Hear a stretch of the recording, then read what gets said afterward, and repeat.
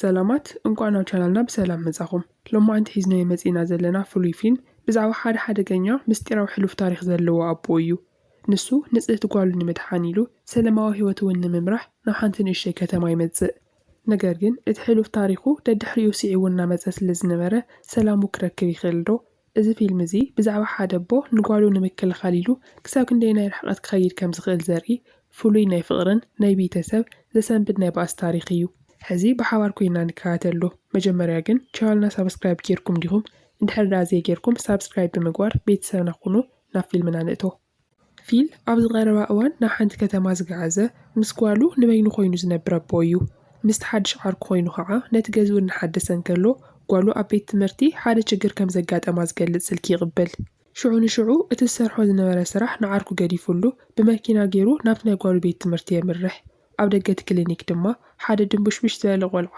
ኣፍንጭኡ ደም መሊእዎ እናተሓከመ እንከሎ ይርኢ ኣብቲ ናይ ትምህርቲ ቤት ክሊኒክ ናይቲ ቆልዓ ኣዲኡ ብሕርቃን እናተዛረበት እንከላ ሓንቲ መምህር ድማ ንፊል ናብ ጓሉ ማዲ ትወስዶ ማዲ ኣብ ግዜ ዕረፍቲ ንበይና እናተፃወተት እንከላ እቲ ረጒድ ቆልዓ ንምፍርራሕ ኢሉ ናብኣ ይመጽእ ቆዊዓ መንጢሉ እውን ናብ መሬት ከም ዝደፍኣ ነቦኣ ትነግሮ ንሱ ንምዝንጋዕ ኢሉ ብቻ እዩ ከምኡ ክገብር ደልዩ ነይሩ ነገር ግና ኣብቲ ሰዓት እሱ እቲ ቆልዓ ምስ ልዕሊ ዓቐኑ ዝኾነት ጓል ይባስ ከም ዘሎ ይተረድኦን ነይሩ ማዲ ብክልተ ሰለስተ ምንቅስቓሳት ብቻ ኣፍንጭኡ ደም ክሳብ ዝፈሶ ወቂዓ ናብ መሬት ተውድቆ ኣብቲ ሰዓት ፊል ጓሉ ንገዛ ርእሳ ስለ ዝተኸላኸለት እምበር ምንም ጌጋ ከም ዘይገበረት ይስምዖ እታ ጽብቕቲ መምህር እውን እዚ ክትርኢ እንከላ እዞም ኣቦን ጓልን ፍሉያት ምዃኖም ትርዳእ ምስ ፊል ኣብ ዝገበረት ዕላል ከዓ ሰበይቱ ቅድሚ ዓመት ከም ዝሞተት እሞ ንጓሉ ንምጽዕናዕ ኢሉ ከዓ ናብታ ኣዲኣ ዝዓረፈትሉ ከተማ ከም ዝመጸ ትፈልጥ ብድሕሪ እዚ ናብቲ መኪኖም ደው ዘበሉ ቦታ ምስ በጽሑ ምስ ናይቲ ቆልዓ ስድራ ቤት ብሃንደበት ይራኸቡ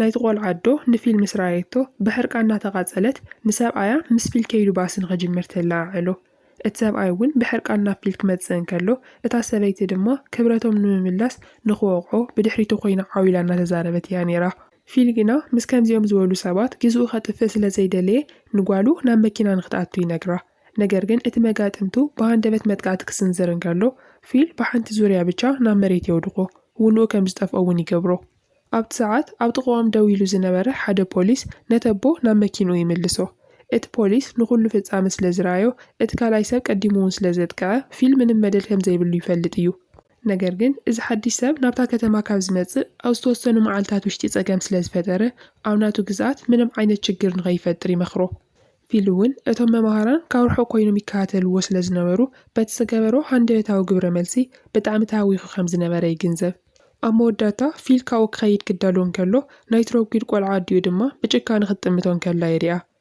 ኣብ መንገዲ ገዛ እናኸዱ እንከለዉ ድማ ንሰብኣያ ኣብ ቅድሚ ህዝቢ ስለ ዘሕፈራን ፈራሕ ስለ ዝኾነን ክትጸርፎ ትጅምር ወዳ ደሚው ሰብኣያ ድማ ተሳዒሩ ክብረቶም እውን ስለ ዝሰኣኑ እዚ ሕርቃን እዚ ክወፃ ከም ዘለዎ ትውስን ስለዚ ነቲ ብቐሊሉ ዘይተናኾል ሓዋ ክትረኽቦ ከም እትደሊ እውን ትነግሮ ሰብኣያ ከዓግታ ወላ እኳ እንተፈተነ ንሳ ግና ክትሰምዖ ይደለይትን እቲ ዓብዪ ጭሕሚ ዘለዎ ሞርጋን ዝስሙ ሓዋ ምሸት ናብ ገዝኡ ክምለስ እንከሎ ነታ መጺኣቶ ዝነበረት ሓፍቱ የሪኣ ንሳ ነቲ ሓድሽ ዝመጸ ሰብኣይ ንፊል ንክምህረላ እያ ሓቶ ደልያ ካብኡ ብተወሳኺ ድማ ነቶም ንሱ ዝሰርሖም ፍሉያት ክኒናታት ንክህባ እውን ትልምኖ ሞርጋን ወላ እኳ ነቲ ባዕሉ ዝሰርሖ ሓሽሽ ክህባ እንተዘይደለየ ብናይ ሓፍቱ ልመና ተደሪኹ ግና ዝተወሰነ ክኒናታት ተውፅኡ ይህባ በዚ ሰዓት እዚ ፊል ኣብቲ ከተማ ሓደገኛ ነገር ክፍጠር ከም ዝኾነ ምንም ኣይፈለጠን ዘሎ ሰላማዊ ህይወት ንምምራሕ ኢሉ ብቻ እዩ ካብ ርሑቕ ቦታ ናብዚ ከተማ መጺኡ ነይሩ ናብቲ ከተማ መምልኢ ነዳዲ ኸይዱ ነዳዲ ክመልእ እንከሎ ሓንቲ መኪና ኣብ ጥቕኡ ደው ትብል ፊል በቲ መስትያት ገይሩ ንድሕሪት ክጥምት እንከሎ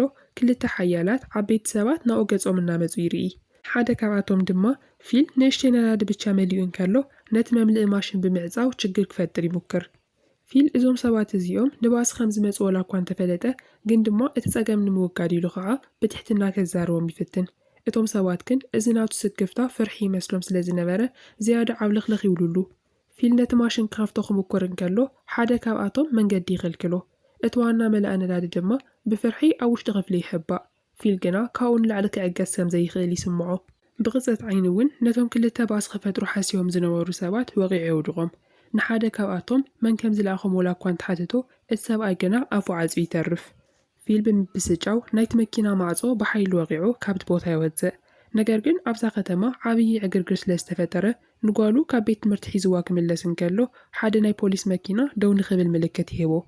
እቲ ሸሪፍ ቅድሚ ሕዚ ከም ሓድሽ ነባራይ ህዲ ኢሉ ክቕመጥ ነጊርዎ ዋላ እኳ እንተነበረ እንደገና ባእሲ ብምፍጣሩ ግና ርእሱ ሕማም ይኾኖ።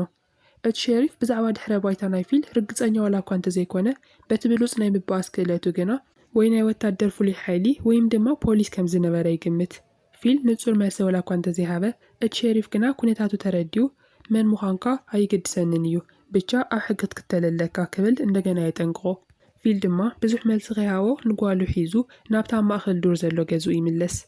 ነገር ግን ካብ ገዝኡ ብዙሕ ከይረሓቐ ሓደ ሰብኣይ ብምስጢር ይከታተሎ ከም ዘሎ ይፈለጠን። እዚ ሰብኣይ እዚ ነታ ናይ ዓንተወይ ሰበይቲ ሓዋስ ዝኾነ ሞርጋን እዩ። እቶም ኣብቲ ናይ ነዳዲ መምልኢ ንፊል ክጋጨይዎ ዝፈተኑ ክልተ ጋንግስተራት እውን ናቱ ሰባት እዮም።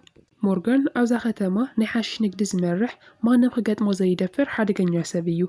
ንሱ ሰባቱ ንፊል ወቂዖም ክመልስዎ ዋላ እኳ ይደሊ እንተነበረ ፊል ሓያል ኮይኑ ስለ ዝፀንሖ ግና ባዕሉ ከመይ ዝበለ ሰብ ከም ዝኾነ ንምርኣይ ናብ ገዝኡ ብምስጢር ይመጽእ። ብድሕሪ እዚ ፊል ንጓሉ ናብ ፈረስ ንምስቃል ኢሉ ናብቲ ዱር ምስ ወፀ ሞርጋን ስሩሕ ይጅምር። መጀመርያ ናይ ፊል መኪና ጎማታት ብኻራ ይቐዶም። ብድሕሪኡ ናብቲ ባዶ ገዛ ብምእታው ናይ ድሕረ ባይትኡ ዝረኽበሉ ሰነዳት ክደሊ ይጅምር። ኣብ ናይ ማዲ ክፍሊ እቲ መጻወትያ እንስሳ ምስ ረኸበ ብተንኮል ይወስዶ እሞ ቀሲሉ ድማ ናብ ትሕቲ ምድሪ ዘሎ ገዛ ከዓ ይወርድ። ኣብኡ ብዙሓት ናይ ሰነዳት ሳንዱቓት ይረክብ። ሞርጋን ነቶም ሰነዳት ክፍትሾም እንከሎ ሓደ ሰብ እኳ ዘይፈልጦ ናይ ፊል ናይ ቀደም ምስጢራዊ ታሪክ ይረክብ። ፊል ቅድሚ ዝተወሰኑ ዓመታት ነዊሕ ፀጉሪ ዝነበሮ ኣብ ቦስተን ናይ ሓደ ሞተር ሳይክል ጋንታ ምክትል ፕሬዚደንት ከም ዝነበረ ይንብብ። ሓደ መዓልቲ ፊል ምስቲ ዓብዪ ሓለቓ ናብ ሓደ ምስጢራዊ ናይ ሓሽሽ ፋብሪካ ይኸይድ። በቲ ሰዓት ድማ እቲ ቦታ ብፖሊስ ተኸቢቡ እዩ ነይሩ። ፖሊስ ብሃንደበት ናብቲ ፋብሪካ ክኣትው እንከለዉ ሓደ ካብቶም ሰባት ናብ ፖሊስ ክትኩስ ክፍትን እንከሎ ፊል ሒዙ የውድቆ። ንሱ ናይ ፌደራል ሓሽሽ ተቆፃፃሪ ትካል ወይም ድማ ዲኤ ብምስጢር ዝሰርሕ ዝነበረ ወኪል ምዃኑ እውን ይከሃድ። ኣብቲ ሰዓት እቲ ናይቲ ጋንታ ሓለቓ መንነቱ ምስ ፈለጠ ብጣዕሚ እናተገረመ እናተኮሰ ምስ ወዱ ይሃድም። ኣብቲ ፋብሪካ ድማ ሓያል ነታጉ ይፍጠር። እቶም ኣቦን ወድን መኪና ጨውዮም ሰባቢሮም ክሃድሙ እንከለዉ ፊል ግና ንዓመታት ክከታተሎ ዝፀንሐ ዒላማ ብቐሊሉ ክሃድም ስለ ዘይደለየ ብሞተር ሳይክል ደድሕሪኦም ይስዕብ። እቲ መንገዲ ብፖላዊ ዝተዓፅዩ ስለ ዝነበረ እቶም ኣቦን ወድን መኪኖም መይሶም ክሓልፉ የፀግመሎም። እታ መኪና ብሓዊ እናተቓፀለት ኣብ ወሰን መንገዲ እውን ደው ትብል። ብድሕሪ እዚ ፊል ነቲ ሓለቓ ወይም ድማ ነቲ ኣቦ ካብቲ መኪና የውፅኦ። እቲ ወዲ እውን ማዕፆ ከፊቱ ባዕሉ ይወፅእ። እቲ ከባቢ ብናይ ፖላዊስ መኻይን ተኸቢቡ እዩ ዘሎ። ፊል ናይቲ ወዲ ህይወት ንምውሳድ ስለ ዘይደለየ ንሱ ድማ ብረቱ ንምውራድ እውን ምስ ዓበየ ኣብ ብርኩ ይትኩሰሉ። በዚ እዋን እዚ ፖላዊስ ነቲ ጎበዝ ብጥንቃቐ ክጥምትዎ እንከለዉ ንሱ ካብ ውሽጡ ሓደ ነገር ንኸውፅእ ኢዱ የእቲ። ብቕፅበት ዓይኒ ፍጥነት ድማ ብዙሓት ናይ ጥይት ድምፅታት ይስምዖ እሞ ናይቲ ሓለቓ ወዱ ብጥይት ይውጋዕ። ፊል ነቲ ብቅድሚኡ ዝተፈፀመ ነገር ክኣምን ኣይከኣልን። እቲ ጥቕኡ ዝነበረ ሓለቓ ጋንታ ወዱ ከም ዝተቐተሎ ብምኽሳስ ብጭካነ ክረግቦ እንከሎ ሕነ ከም ዝፈዲ እውን ዓዊሉ ይዛረብ። ፊል ግና ህይወት ወዱ ንምድሓን ከም ዝፈተነ ባዕሉ ይፈልጥ ነይሩ እዩ። ብምብስጫው ካብቲ ቦታ ይወፅእ። ብድሕሪ እዚ ድማ ንቡር ህይወት ንምምራሕ ኢሉ ካብ ዲኤ ይሰናበት። ሰበይቱ ምስ ዓረፈት ድማ ንዝኽሪ ሰበይቱ ንምኽባር ኢሉ ንጓሉ ካብቲ ናይቲ ጋንታ ሃደን ንምክልኻል እውን ስሙ ቀይሩ ኣብዛ ርሕቕቲ ከተማ ብምስጢር ክነብር ይጅምር። እዚ ኩሉ ናይ ፊል ናይ ቀደም ምስጢራዊ ታሪኹ ብሞርጋን ይካሃድ። ፊል ነቲ ናይ ጋንታ ሓለቓ ዝኾነ ወዱ ዝቐተለ ጸላኣ ምዃኑ ምስ ፈለጠ ከዓ ሞርጋን ሓደ ዓብይን ዕዉድን መደብ ስለ ዝሓሰበ ብታሕጓስ ፍሽኽ ይብል። በቲ ሓደ ገጽ ድማ ማዲ እታ ብጣዕሚ ትፈትዋ ካብ ንእስነታት ሒዛ ዘዕበየታ ንእሽተይ ድሙኣ ከም ዝጠፍአታ ነቦኣ ትነግሮ። ፊል ድማ ንጓሉ ጽናንዑ የደቅሳ እሞ ኩሉ ነገር ከም ዝረኸበላ እውን ቃል ይኣትወላ። ብድሕሪ እዚ ፊል ናይ ባትሪ መብራህቲ ሒዙ ኣብቲ ከባቢ ገዝኡ ክደሊ እንከሎ ናይ መኪንኡ ጎማታት ብሓደ ዘይፍለጥ ሰብ ከም ዝተቐደዱ ይዕዘብ። እታ ናይ ጓሉ መጻወቲት እውን ተቐዲዳ ኣብ ሓደ ኦም ተሸንኪራ ይረኽባ። እዚ ኩሉ ምልክታት ሓደ ጓና ሰብ ብምስጢር ናብ ገዝኡ ኣትዩ ዘውርዶ መጠንቀቕታን መፈራርሕን ምዃኑ ይርዳእ። በታ ለይቲ እቲኣ ፊል እዛ ሰላማዊት ትመስል ቦታ ፈጺማ ውሕስቲ ከም ዘይኮነት ብምፍራሕ ድቃስ ይኣብዮ። ንጓሉን ገዝኡን ከመይ ገይሩ ከም ዝከላኸል እውን ክጭነቕ ይጅምር። ብድሕሪ እዚ ሞርጋን ሜሰን እትበሃል ናይ ቀደም መጻምድቲ ፀዊዑ ድሕሪ ፍሉይ ሰዓት ነቲ ናይ ስራሕ ዕላሉ የዕልላ። እቲ ናይ ፊል ምስጢራዊ ሰነድ እውን ንሜሰን ይህባ። ሜሰን ቅድሚ ዓመታት ናይቲ ናይ ሞተር ሳይክል ጋንታ ኣባል ከም ዝነበረት ንፈልጥ። ሞርጋን ድማ ብዙሕ መጠን ዘለዎ ሓሽሽ ብምስጢር ስለ ዘፍረየ ኣብዛ ንእሽተይ ከተማ ብቻ ተሓፂሩ ክተርፍ ኣይደለየን። ሕዚ ናቱ ሓሳብ ሜሰን ነታ ቤት ማሰርት ዘሎ ሓለቓ ጋንታ ብዛዕባ ፊል ኣብቲ ከተማት ሓቢኡ ከም ዘሎ ክትነግሮ እሞ በዚ መንገዲ ስገይሩ ከዓ ዓብዪ ናይ ሓሽ መከፋፈሊ መስመር ክረክብ እዩ ዝደሊ ዘሎ። ሜሰን ግና እቶም ናይቲ ጋንታ ሰባት ኣዕፅምቲ ከይተረፈ ዝሓይኩ ጨካናት ምዃኖም ምስኣቶም ምስራሕ ድማ ባዕልኻ ፀገም ከም ምዕዳው ምዃኑ ትፈልጥ ነይራ እያ። ሞርጋን ግን ንፊል ከም መፍረይ እቶት ስለ ዝረኣዮ ነቲ ውዕሊ ንክትፍፅሞ ይቆርፅ። በቲ ሓደ ገጽ ድማ ፊል ነታ ዝጠፍአት ናይ ጓሉ መፃወቲት ንምትካእ ኢሉ ሓዳሽ መፃወቲት ይገዝአላ እሞ ንጓሉ ንምሕጓስ ከዓ ኣብ ገዝኦም ናይ ልደት በዓል ከዳልወላ ይውስን። ብድሕሪ እዚ ንጓሉ ናብ ቤት ትምህርቲ ከብፅሓ እንከሎ ነቲ ናይ ትረጉድ ቆልዓ ኣዲኡ እውን ነቲ ልደት ይዕድማ። ኣብዚ ሰዓት እዚ እቲ ናይ ፊል ናይ ሰላም ስጉምቲ ናይታ ኣዲ ሕማቕ ስምዒት ንኸሃዲ ይገብሮ። ፊል ካብቲ ዘጋጠሞ ነገር ተማሂሩ ከመይ ገይሩ ምስ ናይቲ ከተማ ነበርቲ ብትሕትና ክነብር ከም ዘለዎ ይርዳእ። ናብ ገዝኡ ተመሊሱ ድማ ምስቲ ንነዊሕ እዋን ኣብታ ከተማ ዝነበረ ዓርኩ ኦብሪክ ኮይኑ ገዝኡ ምሕዳስ ይቕፅል። ኦብሪክ ትማሊ ናይ ፊል ገዛ ሰባት ሴሮም ኣትዮም ከም ዝነበሩ ይሰምዕ። እዚ ገብሪ እዚ ከዓ ናይቲ ከባቢ ሓለቓ ሸፋቱ ዝኾነ ሞርጋን ከም ዝገበሮ ሽዑ ንሽዑ ይርድኦ። ንፊል ድማ ናይ ሞርጋን ኣድራሻ እታ ኣብ ጥቓ ሩባ ዘሎ ዝተሓደገ መርከብ ከም ዝኾነ ይነግሮ። ግን ድማ ሞርጋን ኣዝዩ ሓደገኛ ሰብ ከም ዝኾነ ከዓ ስለ ዝፈልጥ ካብኡ ንኽርሕቕ ደጋጊሙ ይመክሮ። በቲ ካልእ ገጽ ብዙሓት ሞተር ሳይክል ዝሓዙ ሰባት ብሓይሊ ተኣኪቦም እናጋለዉ ይመፁ። እቶም ጉጅለ ናብ ሓደ መንገዲ ወሰን ዘሎ ቤት ምግቢ ይኣትዉ። ኣብቲ ቤት ምግቢ እሱ ከዓ ሜሰን ብጭንቀት ኮይና ትፅበዮም ነበረት። ናይዚ ጋንታ እዚ ጊዜያዊ ሓለቓ ኮይኑ ዘገልግል ዘሎ ሰብ ሳይረስ ይበሃል። ንሱ ምስ ሜሰን ንምርኻብ ዝመፀ ዝኾነ ክትነግሮ ዘለዋ ኣገዳሲ ምስጢር ከም ዘሎ ስለ ዝሰምዐ እዩ። ሳይረስ ግን ምስ ሜሰን ብዛዕባ ንግዲ ክዛረብ ኣይደለየን። ንዕኡ ሜሰንን እቲ ብድሕሪኣ ዘሎ ሰብን ኣናእሽተይ ስለ ዝነበሩ ምስኡ ክደራደሩ ብቕዓት ከም ዘይብሎም እዩ ዝሓስብ። ሕዚ ናቱ ዓላማን ክፈልጦ ዝደልዮ ነገርን ፊል ኣበይ ከም ዘሎ ብቻ እዩ። በቲ ሓደ ገጽ ድማ ፊል ሰላም ስኢኑ ኣሎ። እቲ ናይ ቀደም ናይ ዲኤ ሓለቕኡ ዝነበረ ሞርጋን ሜሰን እትበሃል ናይ ቀደም ኣፍቃሪት ከም ዝነበረቶ ነቶም ናይ ሞተር ሳይክል ጋንታ እውን ከም ዝረኸበቶም ኣብ ዝቐረበ እዋን ድማ ኣብ ጥቓታ ከተማ ይንቀሳቐሱ ከም ዘለው ብስልኪ ይነግሮ። ሕዚ እዞም ሰባት እዚኦም ንዑ ዒላማ ገይሮምዎ ከም ዘለው ይግንዘብ። ፊል ምስቲ ሓለቑኡ ተዛሪቡ ምስ ወድአ ናብ ናይ ጓሉ ክፍሊ ኣትዩ ነዛ ንጽህቲ ጓሉ ይጥምታ። ብዝኾነ መንገዲ ገይሩ ክከላኸለላ ከም ዘለዎ እውን ይቆርፅ። እቶም ጸላእቲ ናብኡ ቅድሚ ምምምፅኦም ድማ ንሱ ቀዲሙ መጥቃዕቲ ክስንዝር ይውስን። ንጽባሒቱ በቲ ኦብሪክ ዝሃቦ ኣድራሻ ተጠቒሙ ናብቲ ሞርጋን ኩሉ ግዜ ዝበልዐሉ ቤት ምግቢ ይኸይድ። ኣብኡ ድማ ንሞርጋንን ሜሰንን ይረኽቦም። ሞርጋን ፊል ባዕሉ መፂኡ ፊት ንፊት ክገጥሞ ኢሉ ይተጸበይን። እዚ ናይ መጀመርያ ገጽ ንገጽ ምርኻቦም ዋላ እኳ እንተነበረ ሞርጋን ግን ንፊል ኣይፈርሖን። ብተወሳኺ እኳ ደኣ የላግጸሉን የናሽዎን ነይሩ። እታ ጎኑ ዝነበረት ሜሰን ግን ከምኡ ጽንዕቲ ይኮነትን ነይራ። ነቲ ፍርሓታን ናይ ገበነኝነት ዝነበረ ስምዒትን ንምሕባር ድማ ኣጻብዕታ ክትነክስ ትሞክር። ፊል ግና ነዚ ተንኮለኛ ሰብኣይ ብቐጥታ ናብ ገዝኡ መፂኡ ከም ዝነበረ ብምንጋር እንደገና ናብ ገዝኡ መፂኡ እንድሕር ሃዊኽዎ ግና ርህራሄ ከም ዘይብሉ የጠንቅቖ። ፊል ንምኻድ ኢሉ እንድሕሪት ክምለስ እንከሎ ሞርጋን ግን ንድሕሪት ከይበለ ነታ ንእሽተይ ጓልካ ትውዕቲ ንኽትከውን ንገራ፣ ምክንያቱ ከምዚ ዝበለ ብሉፅ ኣቦ ስለ ዘለዋ እትፈርሓሉ ምክንያት የብሉን ይብሎ። ፊል ሰባት ብጓሉ ገይሮም ከፋርሕዎ እንከለው ፈጺሙ ይፃወርን እዩ። ይኹን እምበር ምስ ጓሉ ብሰላም ንምንባር ኢሉ ከዓ ነቲ ዝነድዱ ዝነበረ ሕርቆት ይዕግሶ።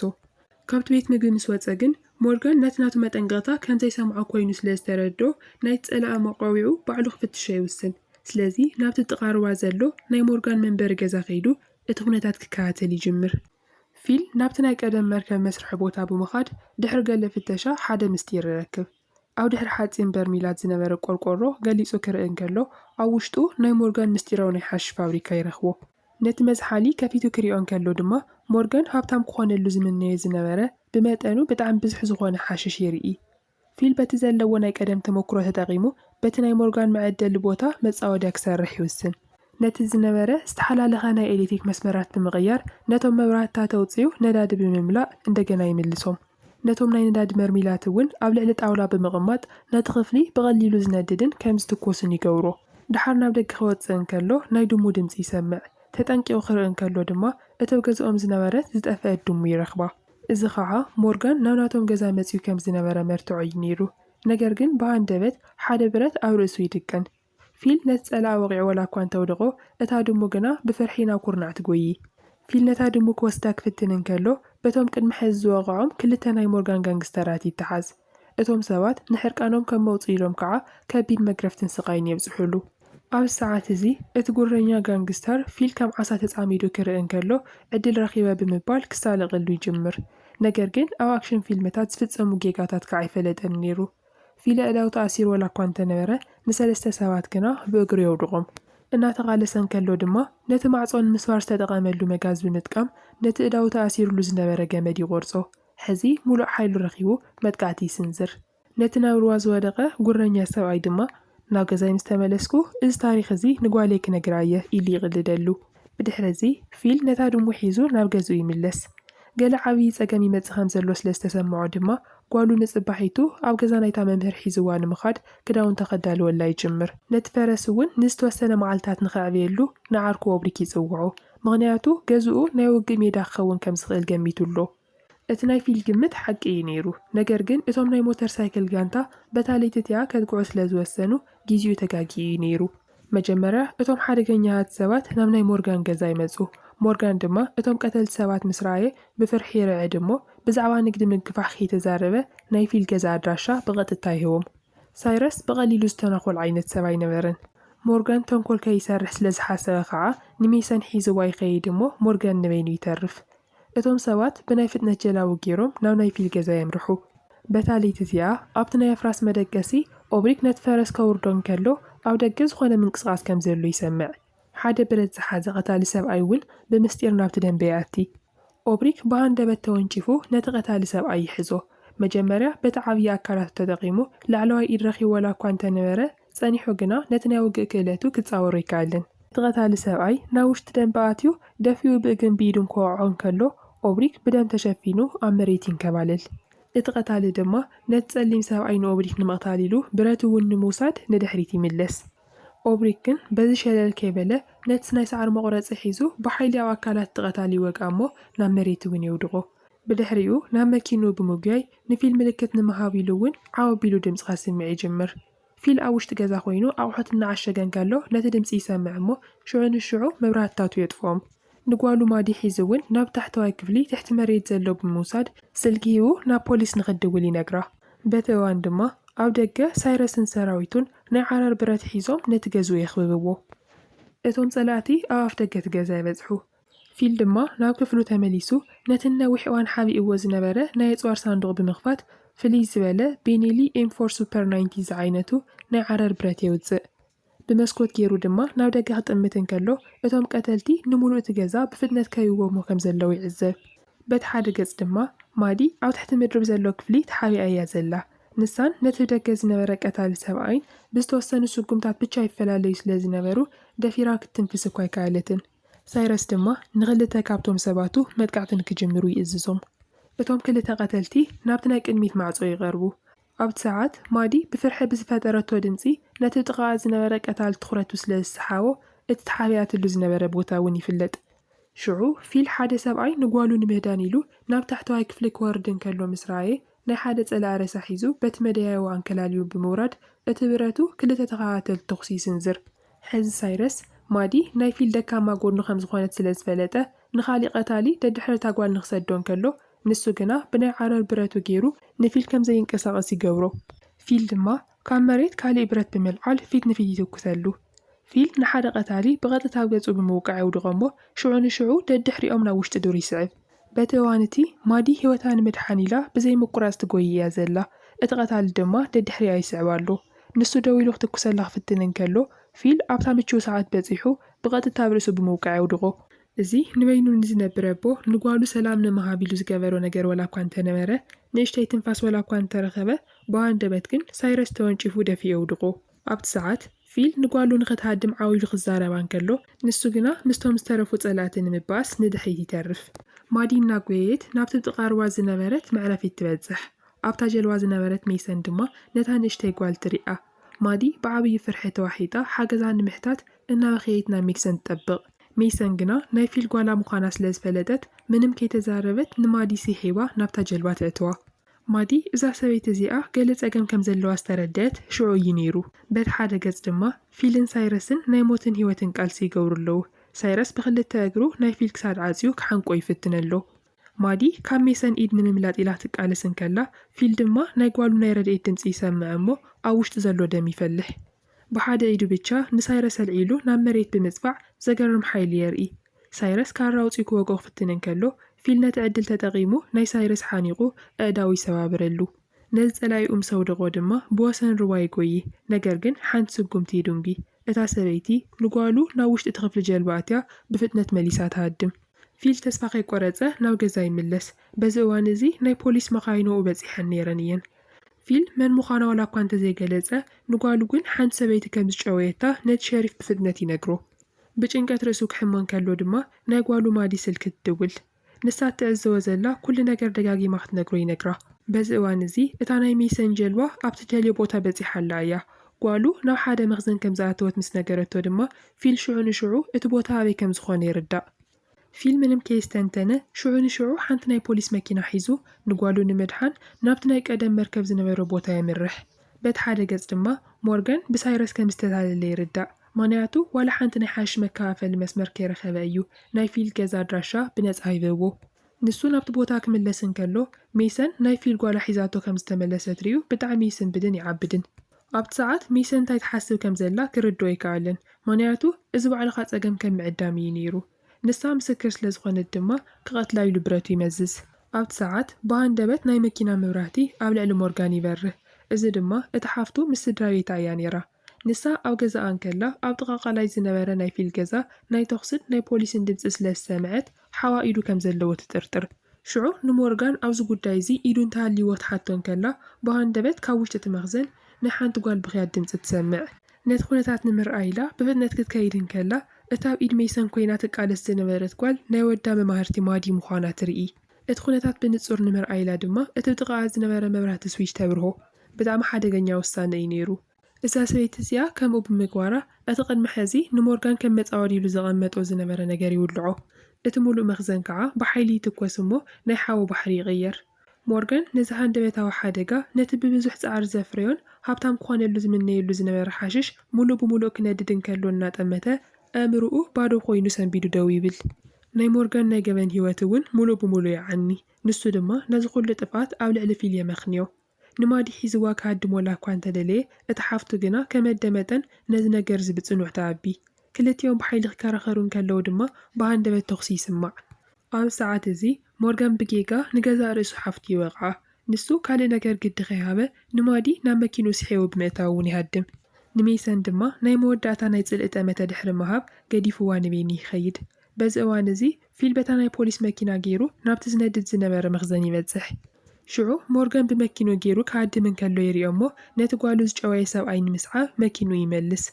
كلتين مخاين بنهاري كابتا غتما يوزع الشريف نازم سراي نتزغفت دلدي من قد مورغان معتاو بفتنة كعات وي إزز مورغان جن منم كي يقدسو بغدتا نابت ساعات يزنبار دلدي يسبر في لون دحري يسعب نجرجنا ماكينو مستمكلة خلحاتين تقاج أمو أو لقت دلدي بحيلي تقمتل أبتعات يزلو دلدي كلتها مقاينن 3 سبات بتشاي ترفو مورغان كم ستحازة أراويت كوينو براتو حيزو نابتا استقمت قالت ناي بوليس ماكينة يغرب نسو ندخل لهاف زاد فعلو فيل نمغتال بتشايز حسب نيرو ما ديكنا إننا خيتن عويلان ناويتن نبوا خي يقولو نمورغان تلمنو فيلجن كابتا ماكينة يوزمو نتابع لقوالو برد زنكسغس سبعي وغي عودغو يغن انبر حرقانو جنايز حال اللون زلو نسو كل جيزي بتعجستن بتحتنا النجارات نمفتح يسعر ولا كوانت نيرة أمو الداتا جن إذ غبيت حدا جايقات أمو إذ سو عايزي نسدرا بيتون نتازبت واقوالون مولو بمولو كتفوام قريوي يزلو في البرات وزيو أبر اسم أورغاني يدقنالو نتمتكوس مسحاب دما كدالون كلو مادي أو تغو خوينا خطمتون كلا يريا اتنا يقوالو تأمتا نقوالو بغان زي سورومو حرقوتوون بغزوات يتأفق أو كان مقوالو جاكان كتالك خوون سلازيدالي نمورغاني حادكو نتانا قلنا قويت متز نبرت قوالو بني حافة كل تساقامات عبزي الزازم فيل دما نقوالو حيزونا بغزو يملس نساتون بسلام زنورو لغزا كم زرخو يفلتيو نجرجن قد مخادو حانت خجبرا زلو نجر نيراتو اتناي موتر سايكل جانتا عبي حالغا عبيت ماسرتن كلو حادة ساكوات حكم زدلي نكرو مسكادا دما نتكريو زايدا لسب نفيلي رخو فيل دما كابيت ماسرتن تواتسن كلغا كني الراخبينا أنا كل جزي خطبي كاية يولو نايلو متاريخنا أبزي ودا كسام ودا تسلست خاطلكم مني يغني لي بزعاز فيلم زلكم زخون عينة ريتو خاعة أو تحت صحفلنا شالنا سبسكرايب بمقوار أو قد سأل نسدو فيديو وانت خاطلو سلام